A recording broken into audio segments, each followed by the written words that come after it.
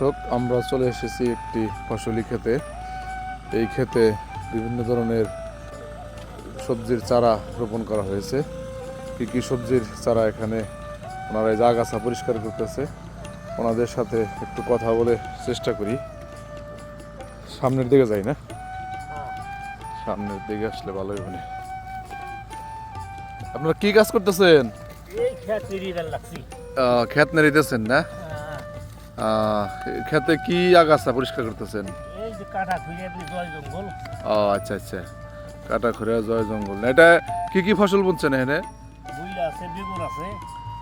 মূলা আছে আর বেগুন আছে না? ও, যে বেগুন কতদিন পরে এটা ধরবে গাছে? মোটামুটি 3 মাস না? দর্শক, এই যে দেখতে পাচ্ছেন, এই কৃষক ভাইরা কিন্তু মাথার ঘাম পায়ে ফেলে এই যে আপনাদের জন্য ফসল উৎপাদন করে, দেখেন কত কষ্ট। জমিতে আগাছা হয়েছে, এগুলো পরিষ্কার করতেছে। এগুলো পরিষ্কার করে হয়তো সার দেওয়া লাগবে পরে, না? সার দিলে তারপরে হ্যাঁ হ্যাঁ হ্যাঁ। ও আচ্ছা আচ্ছা, ঠিক আছে।